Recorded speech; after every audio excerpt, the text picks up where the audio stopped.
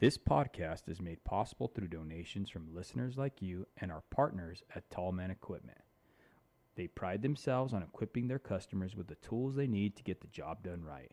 They are dedicated to set the standard for quality, convenience, and reliability. At Tallman, your opinion is important to them. Rate and review any product or tool you've used on their new website at tallmanequipment.com. Line 11 Clothing Company, making apparel for their first responders with a positive message to patriots that you can be proud of. A proceed of the cost goes to helping our foundation ignite the fire for father engagement. Give them a follow at Line 11 Clothing on Instagram.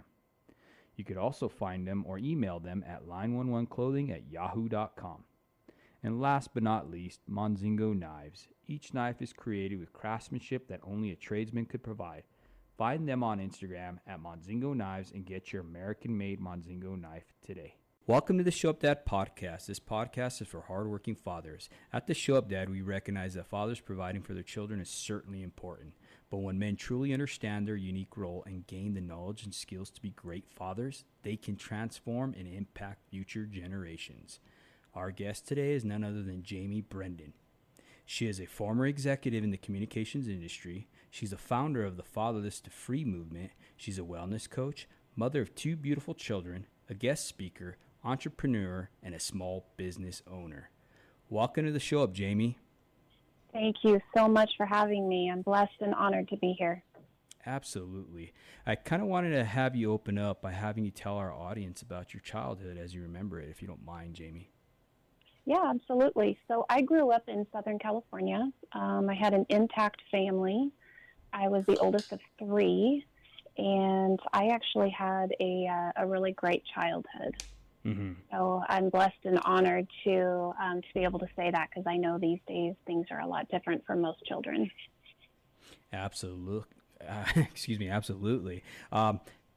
Talking back to your father, because, we deal with fathers here. Mm-hmm. Okay. So looking back, how was that relationship? Can you expand on that a little bit? Sure. I had a great father. My dad was always there for us kids. He was present. He was hardworking.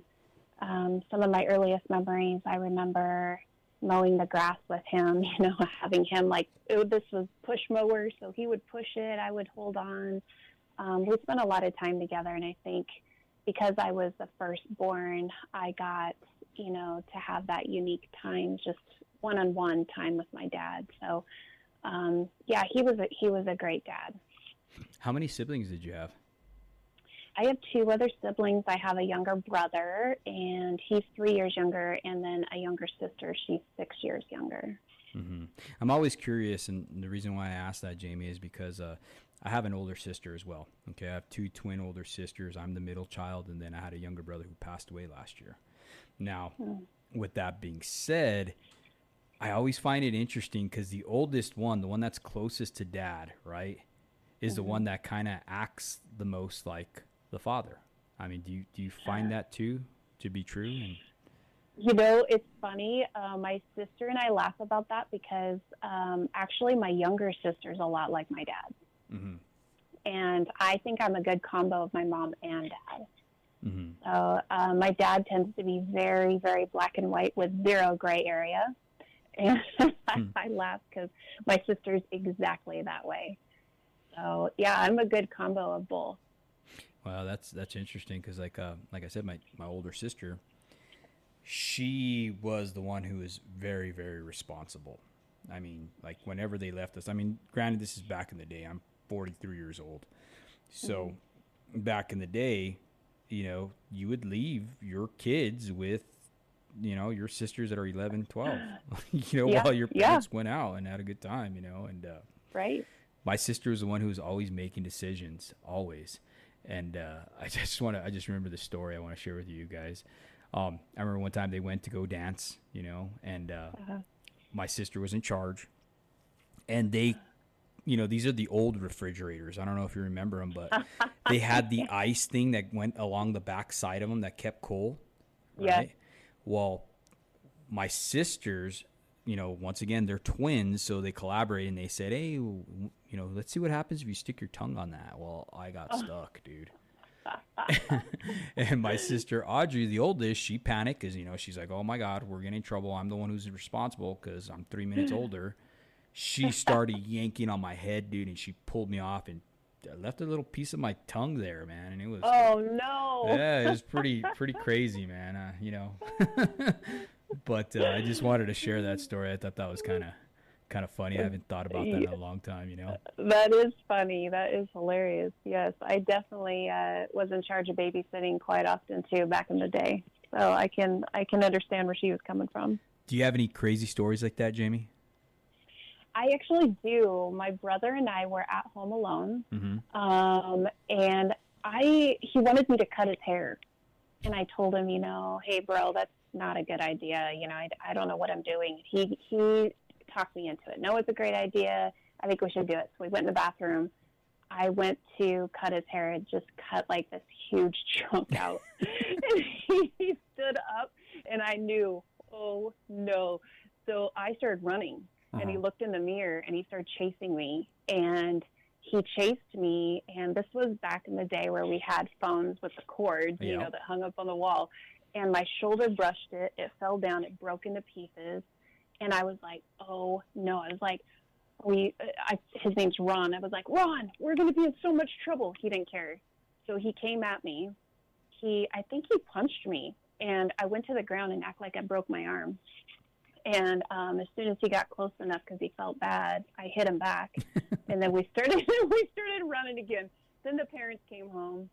Yeah, and we got into a bit of trouble. And I because I was the oldest, I think I took the brunt of it because I'm supposed to be the responsible one.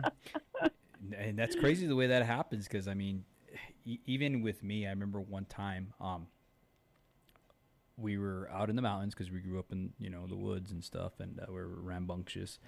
And my brother had shot a duck, and he's 3 years younger than me. He shot this duck, and it got stuck in the middle of this pond, okay?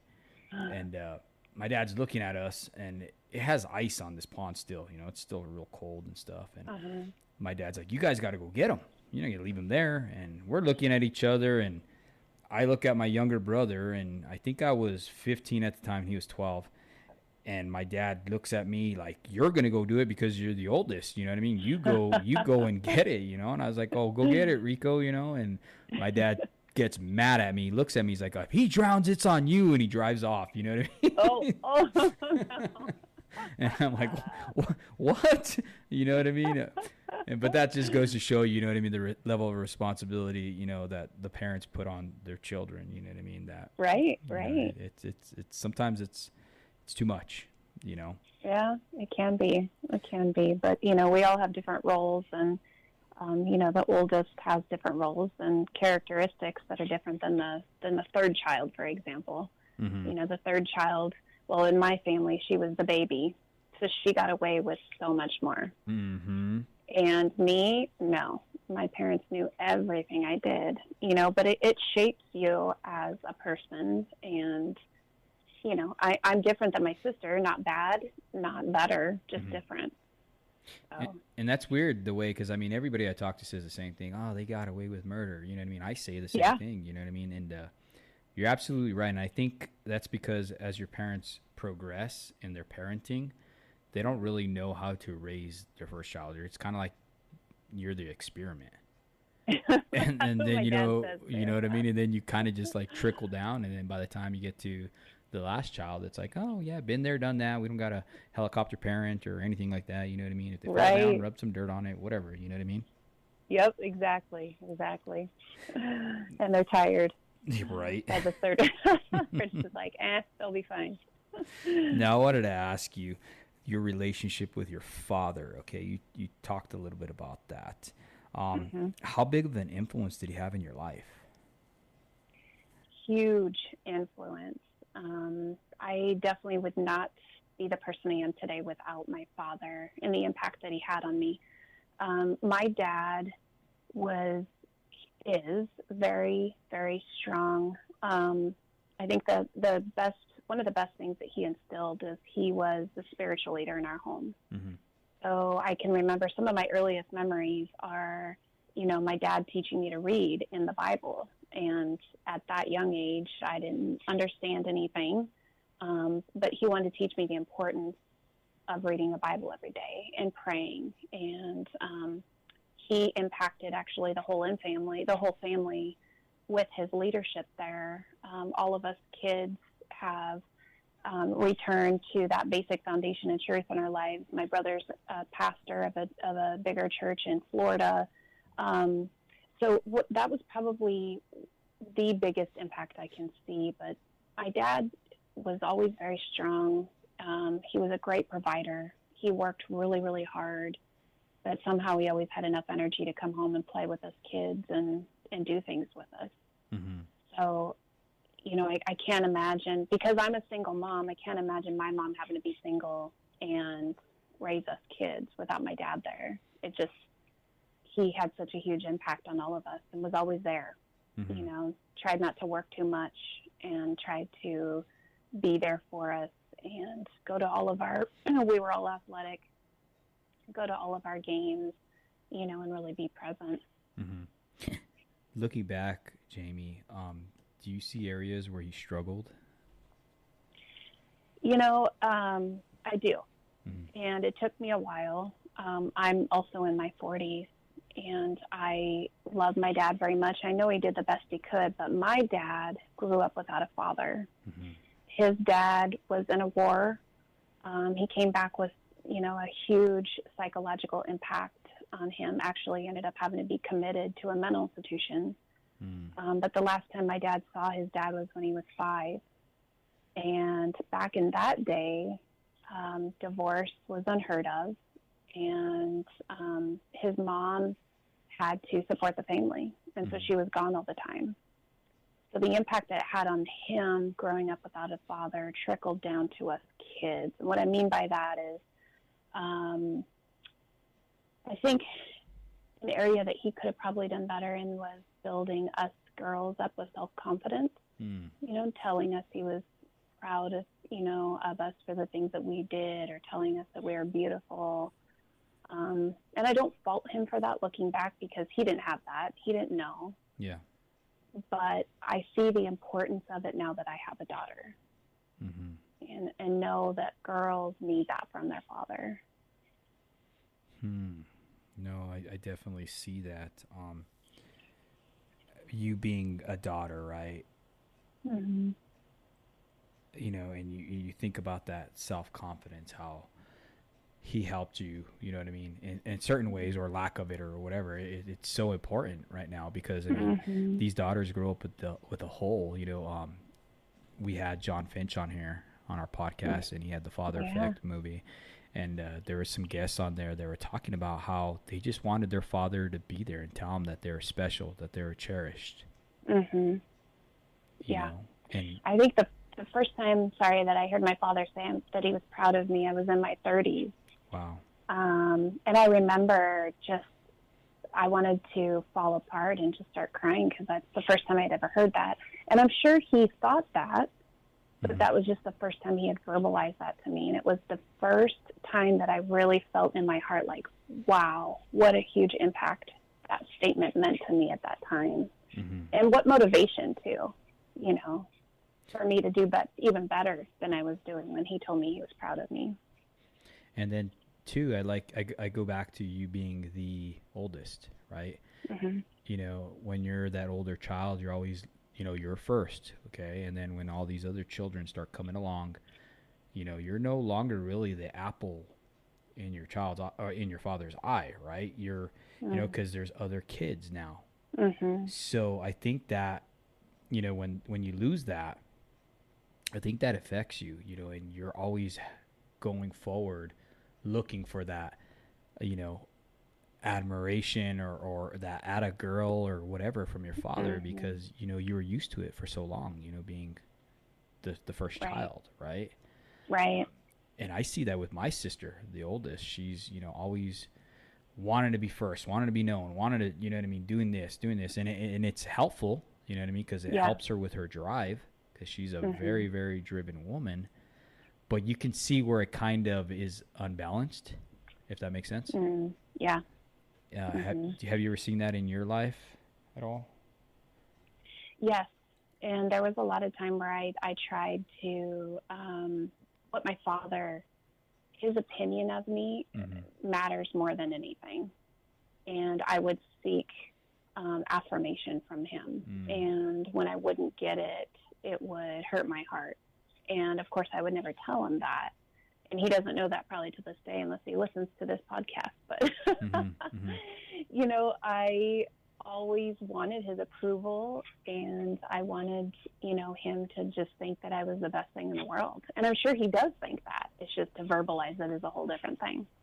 Why do you think it's so important that they verbalize it as fathers? Like, we tell our daughters that. Because like in my situation, it's just an unknown. It leaves question marks if it's not verbalized. You know, you sit there and you wonder, you know, your dad loves you, but there's always these questions. Is he proud of me? And am I, you know, does he think I'm a good mother, a good, you know, wife, or a good daughter? There's always these questions in the back of your head. And unless it's verbalized to that child, they will always have those questions in the back of their head. And I agree, because I mean, even for my father, you know what I mean? I don't know how many years it's been since I've ever heard him say, I'm proud of you. You know what I mean? And I grew up in a performance-based household where we got our attaboys or, you know, good job by what you were doing. You know what I mean? So we're always looking for that, you know what I mean? That, hey, you did good or whatever. And when you don't receive that, when your father can't give that to you, you know what I mean? It leaves that hole. Inside of you. I also know too that, like, for daughters, you know, with my daughter, I was under the assumption, just coming from the father's perspective to my daughter, she was 14 or 15 actually, sorry. Looking back, you know what I mean? Like, what I started to do with my daughter was, like, I automatically expected that she knew that I loved her. That was a given, you know, and you're absolutely right. We need to voice that out to them, because they need to be, they need to know that they are cherished. Yes. You know, and I thought that was such a great thing. I really do. I think it's so important to share that with our daughters, because they're completely different than boys. Yes. Absolutely. Absolutely. You know, completely different. And one of our past guests talked about how with boys, you got to have boundaries, and then you'll have their respect. You know, if you don't have boundaries for them, they're not going to respect you. They're going to challenge you. In fact, that's a good thing. They need a challenge, because they're boys. They have testosterone, you know, all these different things. But with daughters, in order to gain, you got to gain their heart first. Yes. You know, they got to know that they trust you with the things you're saying. You know? Yep, agreed. So I wanted to ask you, Jamie, being that you're a single mom, you know, how pivotal has a father's role been, or the absence of a father been, in your family dynamic with your daughters and stuff like that? It's been huge. And I could go so many different directions with this, but the father's leadership, or lack, let me put it this way: the father's leadership sets the gold standard for their daughters. So when they're there and they're present and they're giving the needs to their daughter, that determines, you know, what type of men these daughters will choose when they grow up. And when there's a lack of that, the mother can only do so much. And if there isn't, like in my case, I'm you know, a single mom. There is not a man in the home. And so I am the one and only, but God did not equip me to be a father, only a mother.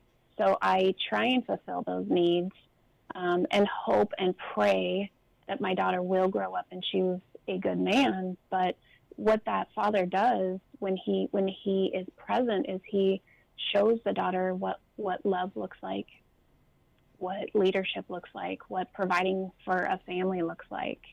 And then again, it greatly impacts the future confidence and self-esteem of that little girl too.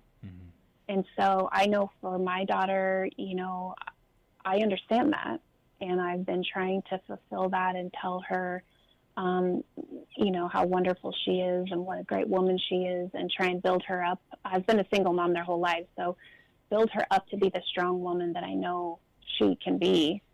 but also I can't, unfortunately, which brings on guilt for me, I can't fill that hole that she probably will have when she gets older.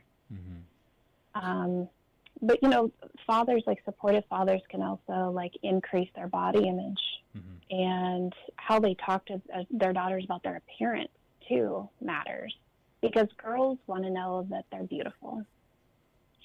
All girls do. I don't care who you are. You want to hear from your dad that you're beautiful.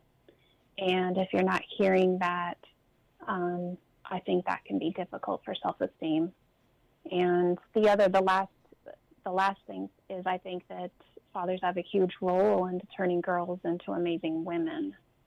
And not alone, of course. I mean, it takes a mother too, and the skills that she has, the nurturing and loving part and everything like that. But now that we're specifically talking about fathers, is men tend to teach girls how to be adventurous or take risks.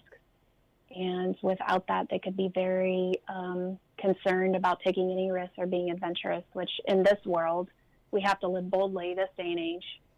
We all need to take risks and be adventurous at this point in our lives. So huge impact fathers can make if they're present, and then a bigger impact if they're not present.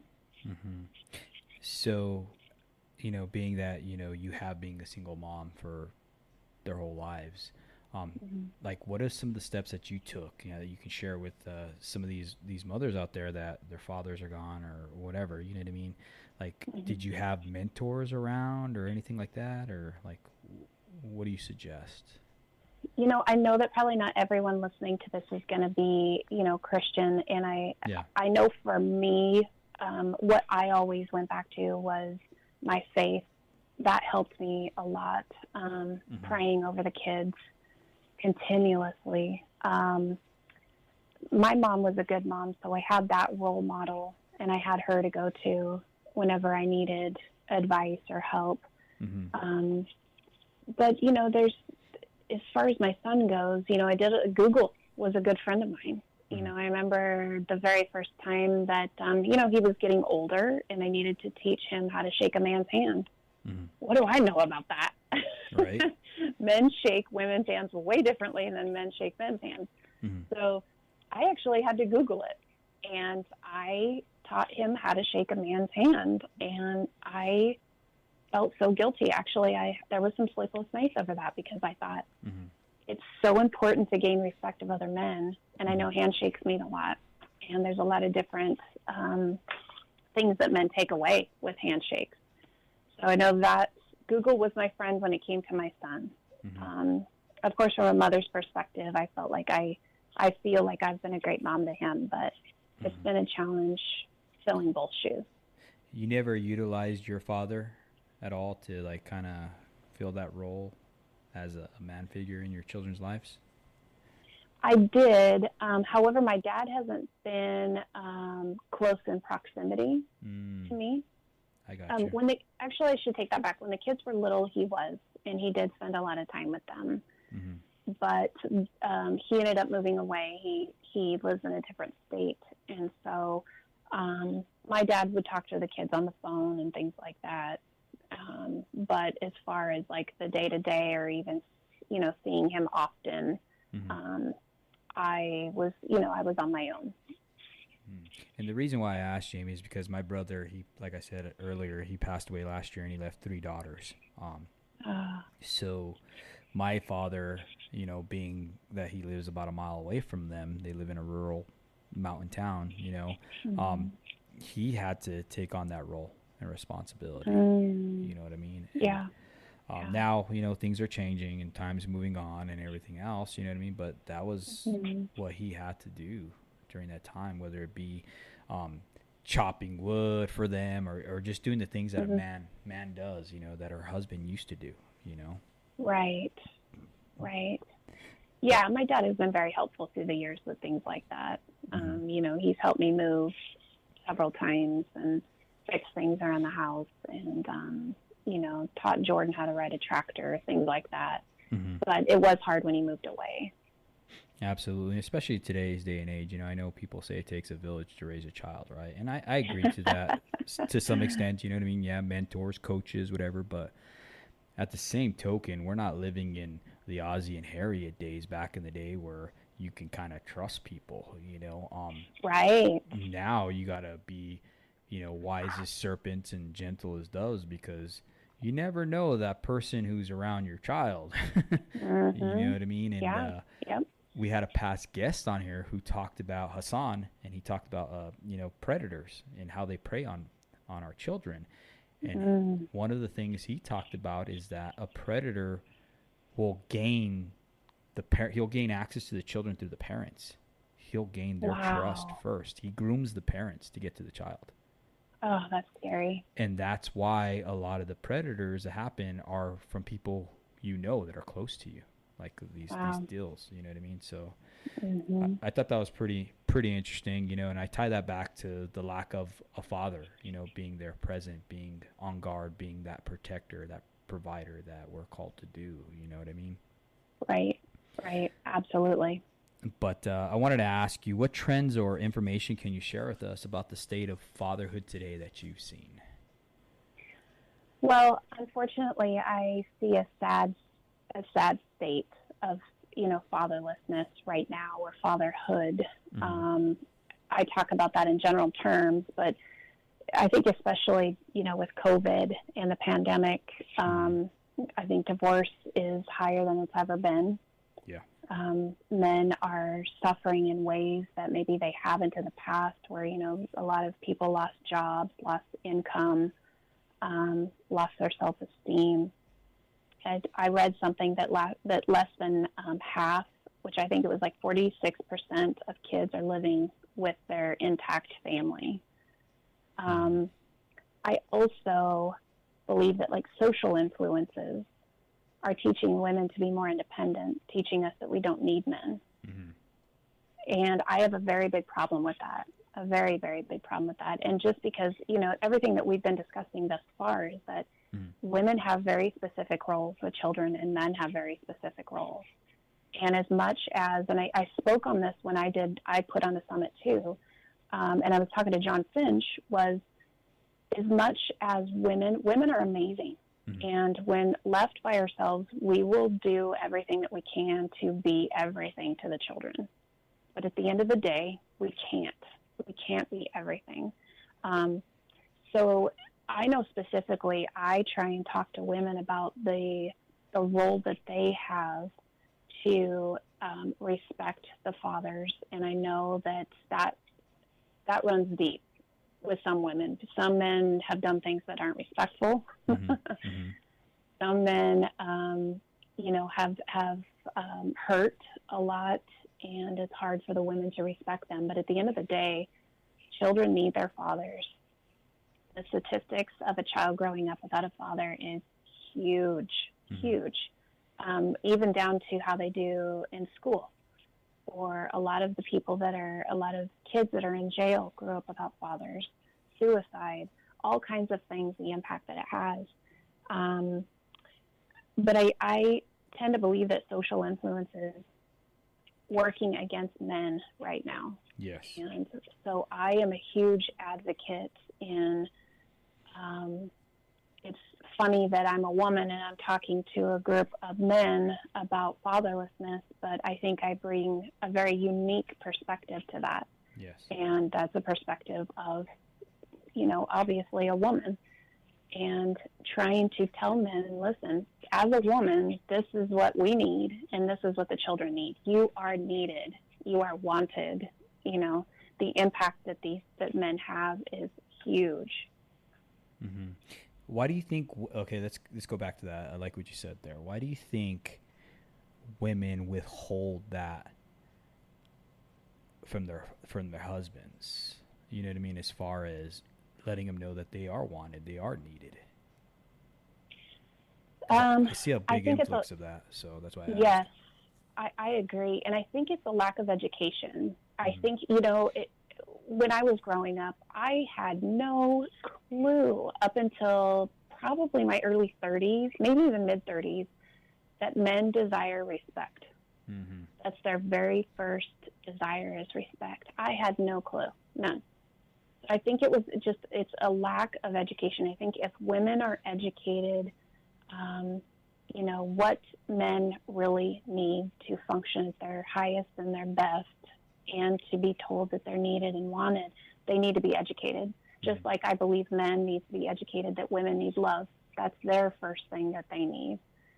And so I don't think it's women looking at it, withholding it on purpose. I think it's just education, and that's, where me and you step in, where we're trying to educate people and men, and in my field, women, that men need respect. They need to know that they're wanted and they're needed. I mean, as a single woman, I miss the protection that men have. My alarm went off in the middle of the night, and the first thing I thought of was, oh my gosh, I don't want to go out there. I'm so scared, but I've got kids here. I have to go out there. Mm-hmm. So, I think at the end of the day, it's just it boils down to education. I agree too. There's a scripture that I like that I could share with you on this is, my people suffer for lack of knowledge. Mm-hmm. And it's true. When you grow up in a culture and society where they're saying the man is not needed, we can do it by ourselves and everything like that. Yeah, there's certain things you can do, like you agreed, but there's certain things that a father can provide as a husband and protector, provider, nourisher, all those different things that we bring to the table, and learning to work with our spouse. I mean, that's the number one thing. We talk about the fatherhood, right? How important our role is and stuff like that. Mm-hmm.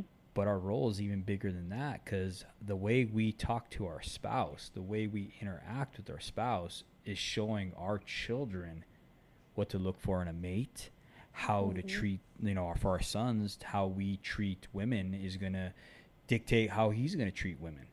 Mm-hmm. For our daughters, that's going to show, hey, man, this is acceptable behavior if my father is yelling at my mom and treating her the way he is. You know what I mean? Yep, right. Absolutely. Absolutely. And I think that a lot of people out there, they just don't know what to do. Mm-hmm. I think there's, we're in a society right now where we're on information overload. Mm-hmm. And there's so much information coming at us from all different, areas, social media, the internet, TV. And then it's just like, I believe that people are getting to the point where they're just kind of like going into their hole, shutting everything off. And they're like, I'm confused. I don't know what to do. So, I know that people like you, me, John Finch, and other great people are stepping up into that leadership role and educating and saying, hey, it's really simple, actually. Mm-hmm. Women need to respect their husbands. Yes, we need to love them too, of course, but respect, and see how that is going to drive that man to be that much better of a husband, that much better as a father, that much better at work. It'll affect every area of that man's life. Absolutely. And our past guest, Kent Evans, he talked about, that's one of the questions I asked him, and he talked about men measure, okay? And we see that in everything, how much money you make, how many girls you've been with, just all these different measurements. It's like a comparison deal, right? Mm-hmm. But how do you measure the value of being a good dad?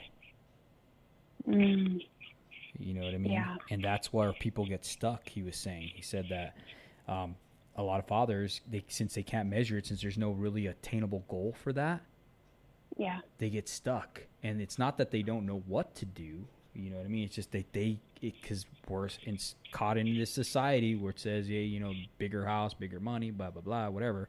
You know what I mean? Mm-hmm. Those are attainable things. And when you can't see this, they're like left with this open deal where they're like, well, what do I do? You know what I mean? Kind of like how a cow stares at a brand new cattle guard.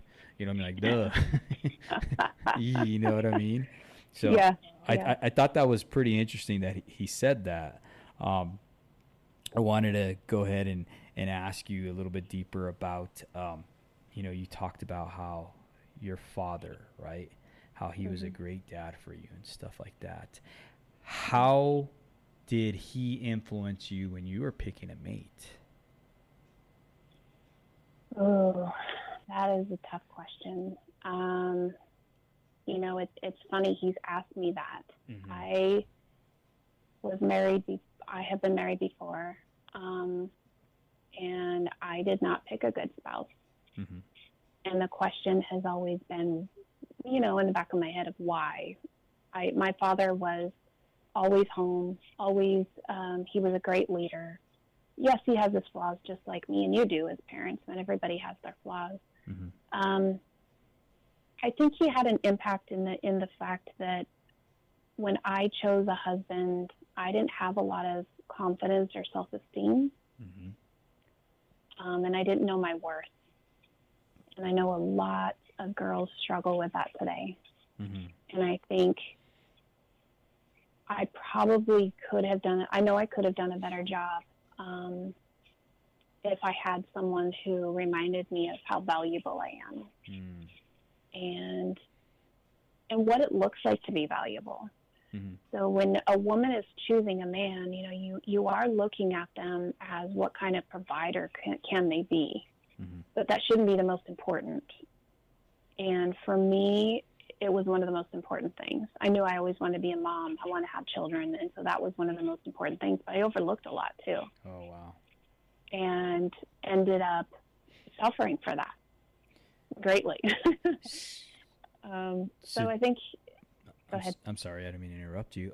So do you think, Jamie, that your need for that provision overrode the red flags that you saw? Because I there had to have been red flags. If you think there back. was red flags. Yes.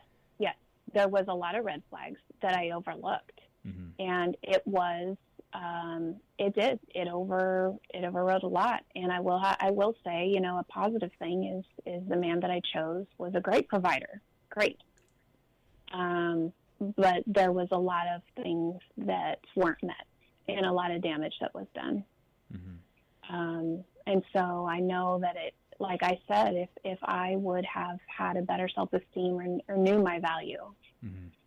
I probably wouldn't have chose him. However, I can't look back and say that I'm sad about it because I've got 2 beautiful kids from that marriage. Right.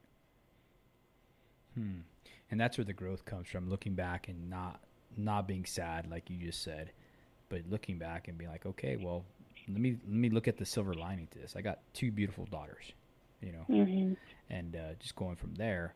I wanted to ask you, like for me, right? Like my wife's mm-hmm. always saying that I have similarities towards her father, and me and her mm-hmm. dad, you know, we used to butt heads a lot, and it was because we're so much alike.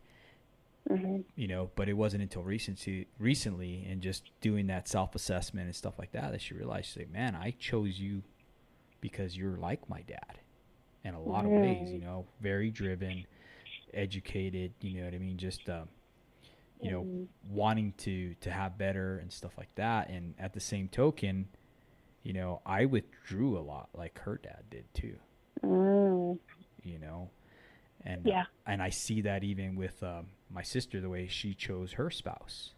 Okay. Because we will marry our parent. Like even with my wife, I'll use that as an example. She acts exactly like my mom. It's scary. I'm serious. It's scary. And their stories are a lot. They're similar. They're both latchkey kids, you know what I mean? For lack of better words. Yeah.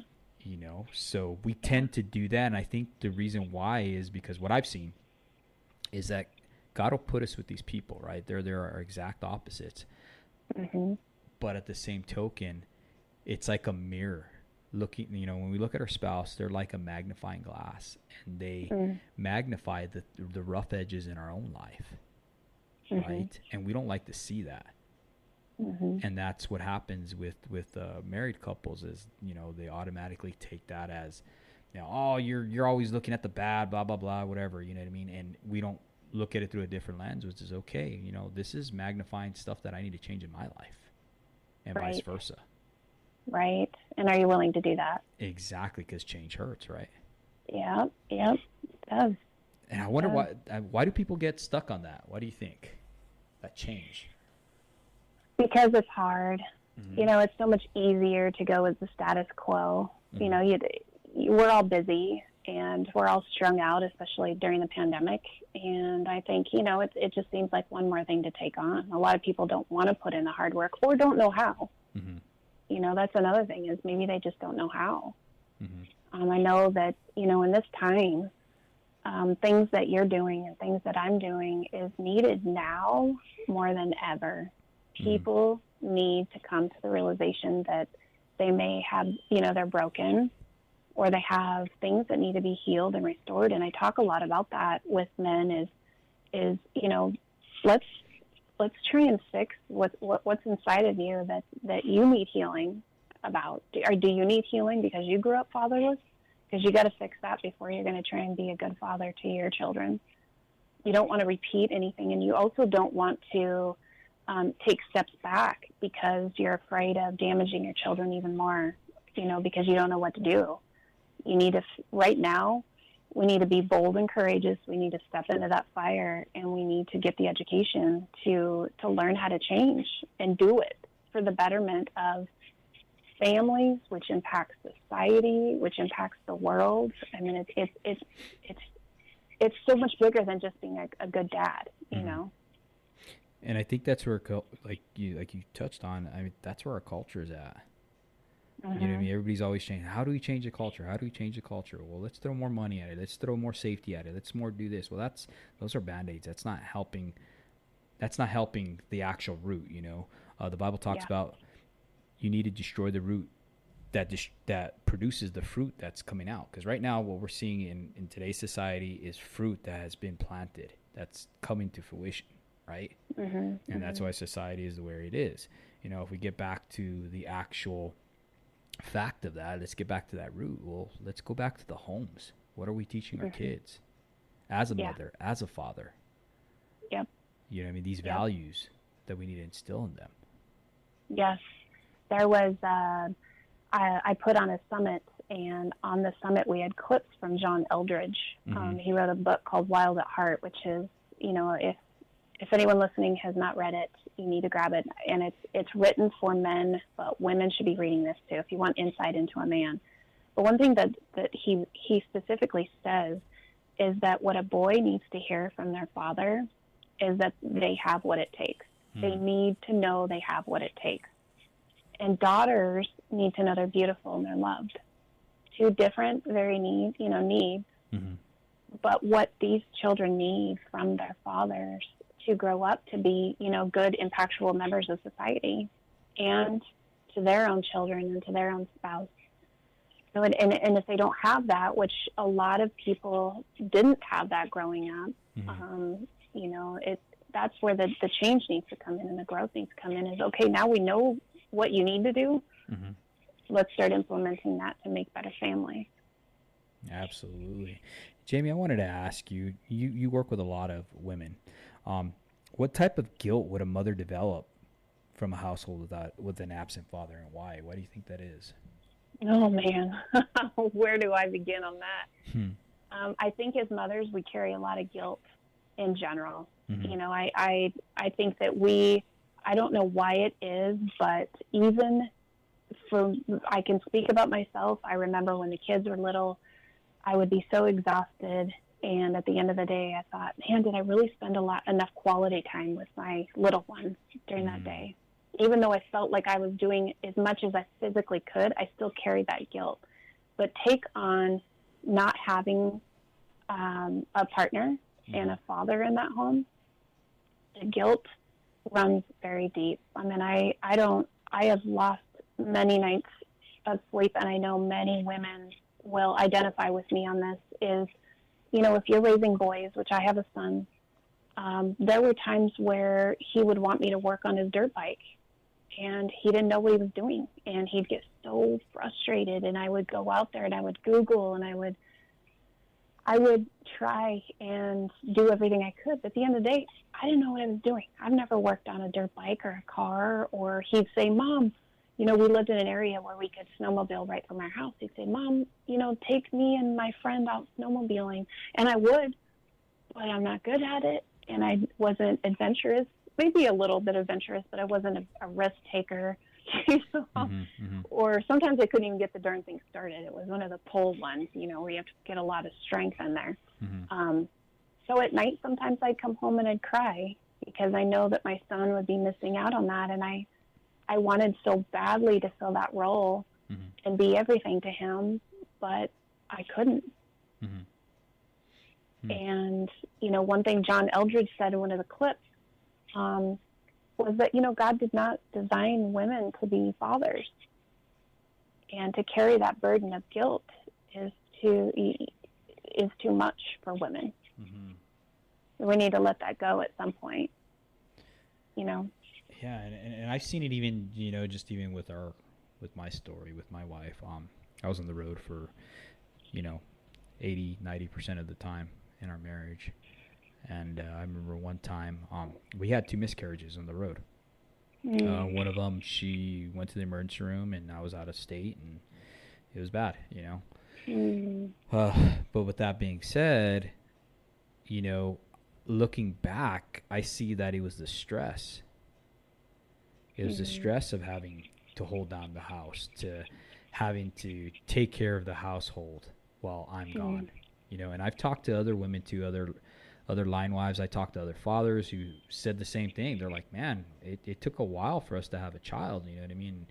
If you're really looking back, it's like, man, I wonder what type of stress these women, because being a line wife, I got to give these women credit. I mean, because it's super hard. I mean, their husbands are out there providing, they're working, they're on these storm restorations right now. You know, I just want to thank the line crews that are out there restoring power in Louisiana. Those are my brothers out there. Be safe, be your brother's keeper.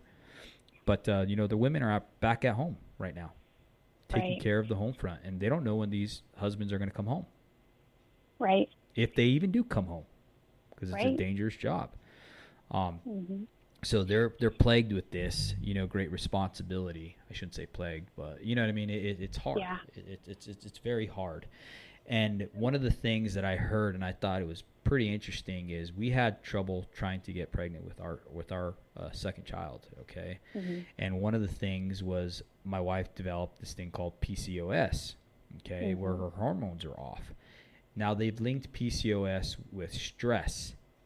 Okay, and they also linked it also when I think Stephen Farrar touched base on this. He wrote that book Point Man, where he said that women were never supposed to carry that role as husbands or as fathers at the household like that. So that amount of stress actually changes their hormones to where women will start developing like facial hair. Their testosterone levels will raise, which in turn that you know, kind of cancels out their ability to have children, you know what I mean, when their testosterone is raising. And it's because they're having to take on these roles that they were never meant to take on, like John Eldredge said. Yep. Yeah. Yeah, absolutely. I can understand that. You know, I've being a single mom all these years, you know, it takes a very, very big toll, a very big toll. And it's not supposed to be that way. And like I said, women are incredible. Women are amazing. We will step up to the plate, and we will die trying. You know, our kids. Not that kids mean anything less to the fathers, but as a mother, and I can speak for myself and for my girlfriends, is being a mother is everything. Our children are everything. We would die for our children, and so we will even when we're not feeling good and we're stressed to the max, do everything that we can to make sure those kids are, you know, getting what they need. Absolutely. And I like to just say, you know, just to all them line wives out there, all them women who have their husbands providing out there on the road and stuff like that, man, just hats off to you guys, because, you know, we have our amazing guest, Jamie, on here talking about how hard it is to be a single mom and stuff like that. You know, you guys are doing it as well. And we couldn't do what we do without you guys. I mean, that's the honest truth. A lot of people say, oh, you know, behind every successful man is a strong woman. Well, I like to say behind, you know, not behind, but besides every successful man is a strong woman. Right.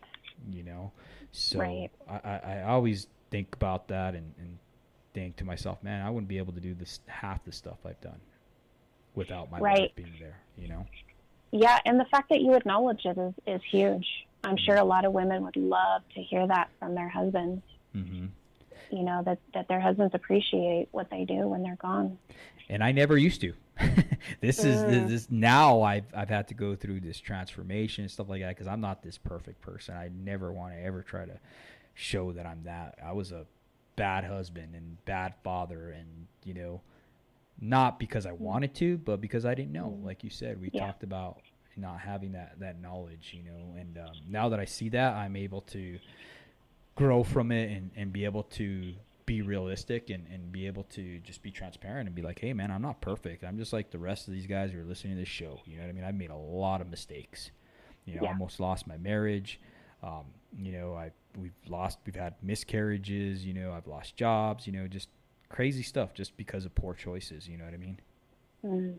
Yeah, but you need it to encourage you. Mm-hmm. The fact that you stuck with it, the fact that you were willing to learn and to do things different is huge. You didn't give up. Yes, that resilience. You did not give up. Yes, exactly. So I wanted to get back on this topic here. You talked about how hard it was and stuff like that without having a husband there. How did it impact your children? Boy, I think that we're probably not going to know the true impacts until they're a little bit older. Mm-hmm. But I know that it has impacted them in ways that I'm probably even in denial over. Because sometimes, the thought of your children hurting or not being able to fill that need for them is so great that I don't want that to be the hyper focus, but it's going to impact them, and it impacts them a lot. I wish it was different, but at the end of the day, the positive side is that look where I'm at now. Mm-hmm. I didn't think in a million years that I would be, putting on a summit for men who grew up without fathers, or trying to educate men from a women's perspective, or do any of this. And it wouldn't have come to fruition if I hadn't had gone through all this and my children hadn't gone through all this. So the impact, there's probably several areas where they're impacted, but one thing that I'm trying to teach my children is, everybody has a cross to bear, and them not having or having a lack thereof of something is their cross to bear, but they can make something of it. They can do good things. They can help other people. How would we be able to help other people if we hadn't gone through what we've gone through? And I think that's the same for everybody.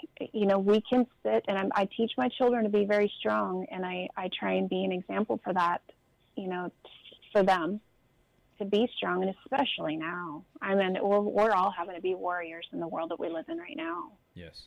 But there's so many hurting people. And if you can take the area of your specific hurt or your cross to bear and turn that around and help other people, it's very healing. Very healing. So, yeah, I know I wasn't very specific in an answer because I don't really know all the ways it's going to impact them, but I know it does, and it has. No, absolutely. And I just thank you for being transparent, and I just want to commend you for doing what you do, because you're absolutely right.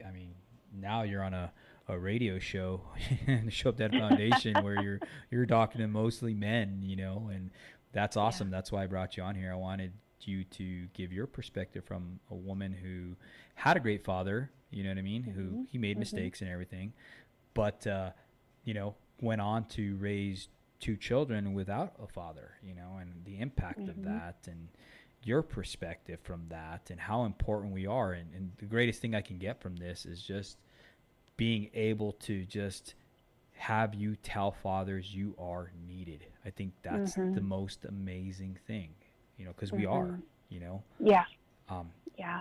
I don't know how much on Instagram, like where I'll post something on there like fathers you are needed or whatever, and I'll get tremendous feedback. Man, I needed that post. Because fathers need that. We need to be told, hey, you're doing a good job, bro. I know it's hard. I know you're tired. I know you're giving her hell out there on the right way or whatever. You know what I mean? But guess what, man? your family needs you to come home. They need you to be safe. You know, they appreciate all the hard work you're doing. You know, we need to hear that. Yes. Yes, and I hope the biggest takeaway from this time that we've had together is I really want to drag home that message that you just said. Mm-hmm. And especially now more than ever, I believe, and I don't mean this to come from a bad spot. It comes from a very loving spot, but we need men to step up and be the warriors that they're built to be. And I think some men have lost their warrior spirit.